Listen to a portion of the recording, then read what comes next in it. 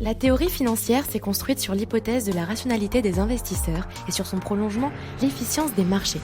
Mais l'investisseur est-il vraiment ce super spéculateur dénué d'émotion et de fantaisie ? Depuis 30 ans, les anomalies observées tant au niveau individuel qu'agrégé s'accumulent, ouvrant la voie au courant de recherche appelé finance comportementale. Un marché efficient est un marché dans lequel le prix des titres financiers reflète à tout moment toute l'information pertinente disponible. On parle aussi de marché à l'équilibre et de marché parfait.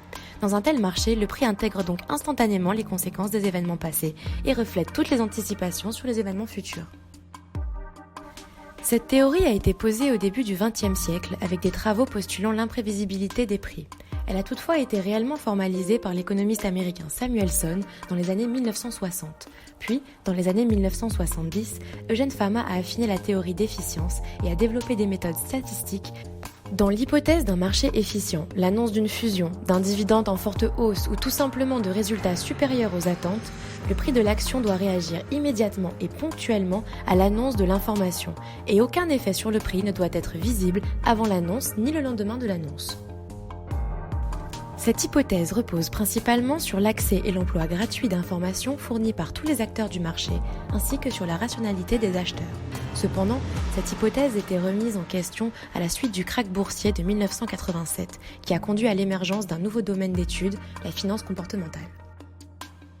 Robert Shiller est le précurseur de cette hypothèse dans laquelle les agents ne sont pas rationnels. La finance comportementale appuie d'autres matières comme la sociologie ou la psychologie pour comprendre les choix des économiques individuelles et démontrer que les décisions des investisseurs ne sont pas rationnelles, étant notamment influencées par leur environnement et les circonstances.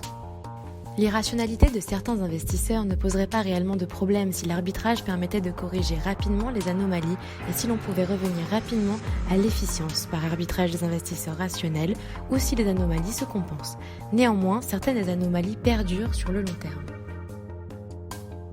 Ces anomalies de marché portant sur les prix et rendements sont diverses. Il est par exemple possible d'expliquer en partie le phénomène de tendance boursière, haussière ou baissière, par une suite de sous-réactions et surréactions collectives aux informations.